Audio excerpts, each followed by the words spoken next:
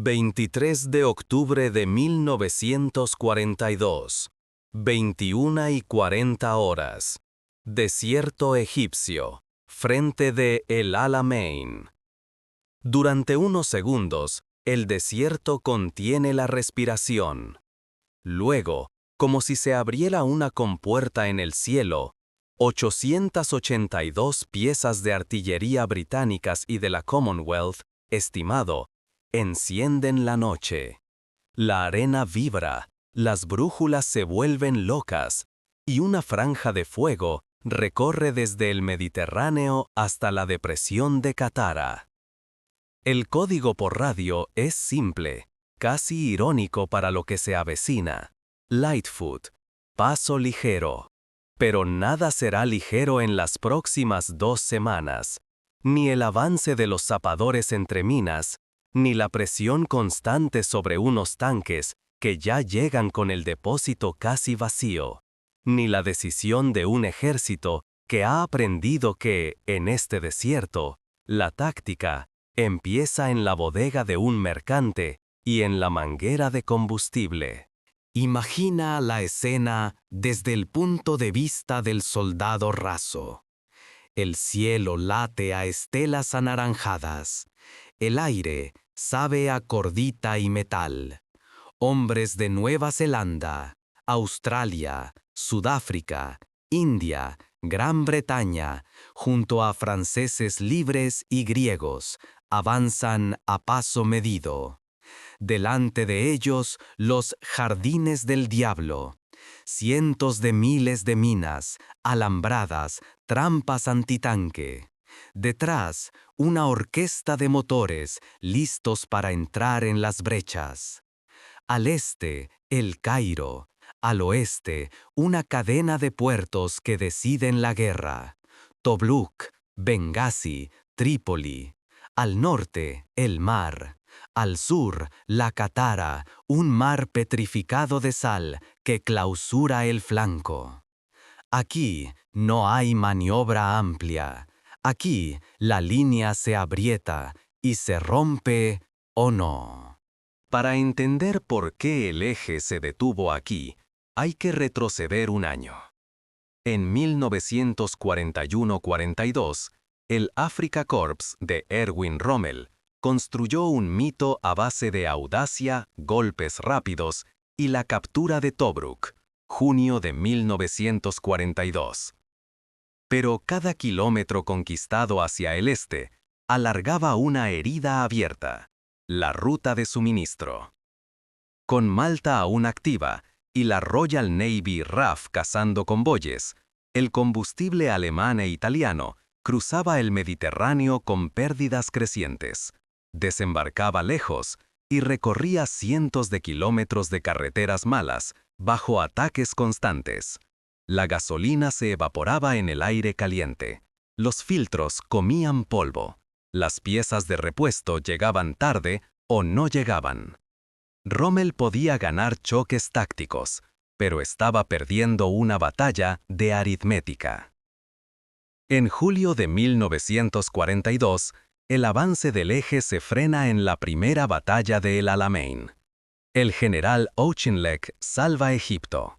Luego, en agosto, Bernard Law Montgomery toma el mando del 8º Ejército. Su primera decisión es de ritmo, nada de ofensivas apresuradas. Reorganiza, entrena, estandariza. Acumula munición, combustible, repuestos y sobre todo, confianza. Lleva tanques M4 Sherman y M3 Grant estadounidenses, mejora la artillería y asegura cielos cada vez más propios. Y teje una doble red, inteligencia, ultra y engaño. Entre el 25 y el 27, los combates se comprimen en nombres hoy casi borrados del mapa: Kidney Ridge, Mitiria Ridge, Tel Eleisa. La 9ª División Australiana presiona en el norte, estable. En el centro, las divisiones británicas e indias sostienen cabezas de puente entre cinturones de minas. El aire zumba de caballitos 25 PDR y obuses pesados. Los antitanque de 6 libras esperan inmóviles, camuflados con redes que parecen arbustos de luna.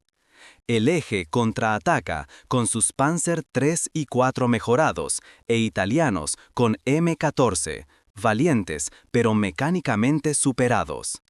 Cada avance alemán tropieza con una muralla de proyectiles. Cada empuje aliado paga un peaje de acero roto. No es una danza fluida, es un forcejeo a cuchillo. La RAF convierte el cielo en un martillo. Ataques a depósitos, a columnas, a camiones cisterna. Y aquí emerge la otra cifra que no sale en los partes de guerra, el tacómetro. El Panzer gasta más de lo que recibe. La marcha atrás cuesta tanto como la adelante. En la radio de Rommel llegan mensajes secos de intendencia. Entrega prevista, estimado, 1/3 de lo solicitado. Las rutas desde Bengasi y Trípoli son demasiado largas. Los convoyes del Mediterráneo cada vez más escasos. Del otro lado, el octavo ejército alimenta su frente con un rosario constante de camiones estándar, piezas intercambiables y talleres móviles. Montgomery ha convertido la logística en un arma. El 28. Montgomery cambia la melodía. Deja los asaltos frontales costosos y se dedica a moler. Artillería programada. Ataques limitados. Avance por presión lateral. De noche, columnas enteras se desplazan en silencio, para reaparecer golpeando desde otro ángulo. Cuando se detecta una concentración aliada, a menudo es falsa, gracias a Bertram. Cuando el eje reúne tanques para contragolpear, a menudo la gasolina alcanza, pero no para volver. 1 de noviembre. El 8 de noviembre prepara el golpe que debe descoser la línea, Supercharge. La punta de lanza la lleva la Segunda División de Nueva Zelanda con la 9ª Brigada Acorazada Británica, hacia Tel el Akakir. La noche del 1 al 2 es un corredor de sombras, tanques avanzando faro con faro tapado, infantería montada, zapadores abriendo la última costura. El amanecer trae la cuenta real, el terreno está saturado, los antitanque alemanes escupen fuego. La 9ª Brigada sufre pérdidas horribles en minutos, pero raja la línea lo suficiente para que la masa ciega empiece a ver luz. El 2 de noviembre, Rommel evalúa con frialdad. La Panzerarmee África tiene menos tanques operativos de los que precisa para un contraataque coherente. La infantería italiana ha combatido con firmeza en posiciones atrincheradas, pero no podrá aguantar otro giro de tuerca. El combustible no alcanzará para sostener y maniobrar. Recomienda retirada. Llega la orden de Hitler, resistir hasta el último hombre y la última bala. Un mandato político contra una realidad física. El 3, la línea del eje, estirada como un cable, cruje. El 4 se parte. Lo que sigue no es una retirada ordenada, es una descompresión, posiciones abandonadas deprisa, columnas que arden por el aire, camiones que se quedan secos a mitad de la nada. La octava armada empuja, la RAF hostiga, prisioneros por decenas de miles, estimado 30.000, toman el camino del este. El plan de engaño. Operación Bertram. Convierte el desierto en teatro. Tanques falsos hechos de lona, cañones que en realidad son camiones, un oleoducto en construcción que avanza lentamente hacia el sur para insinuar que el ataque será allí, más tarde. Mientras tanto, los verdaderos tanques se esconden como camiones y la masa de ruptura se concentra al norte. El objetivo: fijar la mirada de Rommel donde no debe, y cuando mire bien, que ya sea tarde. Lightfoot arranca con un bombardeo que no busca una victoria instantánea, sino abrir pasillos en los campos de minas. La idea de Montgomery es dura pero clara. Primero la infantería, detrás los zapadores cortando vías estrechas, después los blindados pasando por esas gargantas. Paso ligero alude a que los hombres, a pie, detonan menos minas que un tanque. Por eso avanzan primero. Dos ejes principales, al norte, cerca de la costa, más al centro-sur, en Mitería. El suelo estalla en destellos blancos. Las minas antipersonal revientan en chispas. Las Teller antitanque hacen temblar el estómago. La noche del 23 al 24 es de respiración contenida. Se abren brechas, pero no todas son limpias. Cada vez que un ingeniero cae, otro toma el detector. Hay metros conquistados que parecen kilómetros. A media mañana del 24, el mando del eje recibe un golpe silencioso.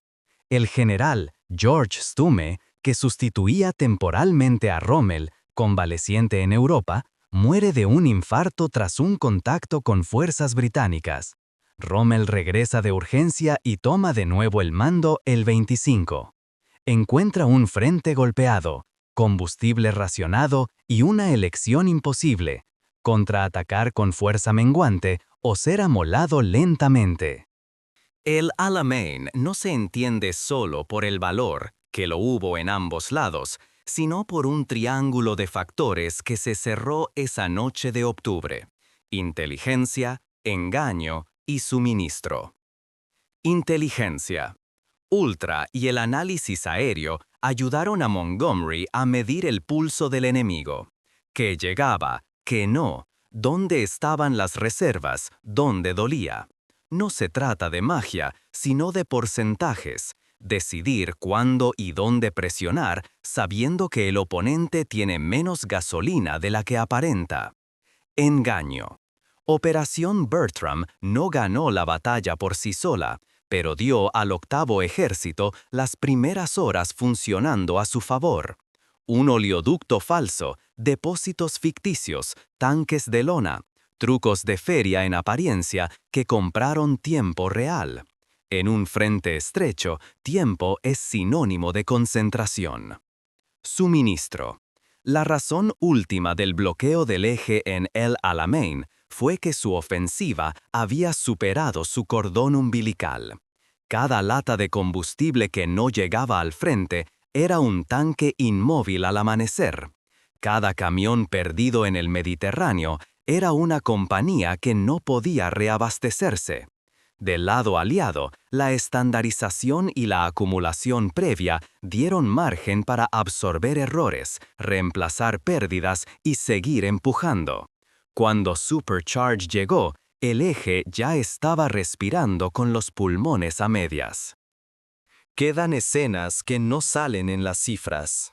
Un zapador indio, de pie sobre la arena fría, gira la muñeca para escuchar con los dedos el clic de una sonda al rozar acero enterrado.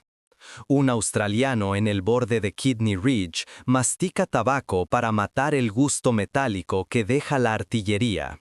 Un conductor italiano golpea el depósito con los nudillos para confirmar lo que ya sabe: el sonido seco de la escasez. Un comandante de Panzer, al que le enseñaron que la maniobra domina al fuego, arrastra el pie por la arena pensando que hoy, en este desierto, manda la cuenta de litros. Y un cabo neozelandés, al amanecer del 2 de noviembre, se quita la arena de la lengua y descubre que los antitanque callaron un instante, lo suficiente como para meter el morro del Sherman en la grieta. El Alamein fue el punto en el que la guerra en el desierto dejó de ser una sucesión de golpes audaces y se convirtió en una ecuación resuelta. La audacia siguió importando, la pericia también, pero por encima de todo, venció la constancia de una máquina de guerra que aprendió a engañar mirando de frente y a abastecer sin pausa.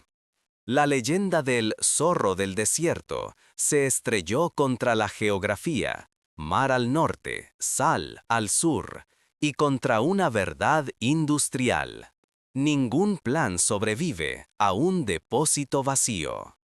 La noche del 23 de octubre empezó con un nombre liviano, Lightfoot, pero su huella fue pesada. Allí, entre minas que aún hoy escupen óxido, quedó fijado el punto de inflexión. Porque, cuando el humo se disipó y el desierto volvió a parecer inmóvil, lo que había cambiado no era el paisaje, sino la dirección de la guerra. Y en ese silencio nuevo, el viento del oeste trajo una certeza.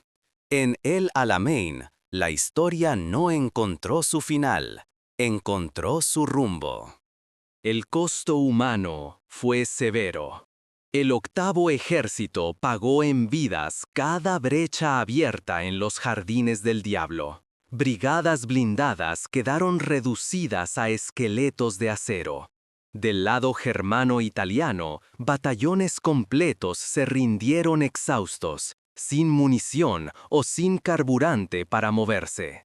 Tripulaciones que habían protagonizado campañas enteras en Cirenaica entregaron sus armas con la mirada fija en el horizonte, donde el sol se tragaba los restos ardientes de camiones cisterna. En Londres, Churchill pronunció su frase más recordada sobre la campaña. No era el fin, ni siquiera el principio del fin, pero quizás sí el fin del principio.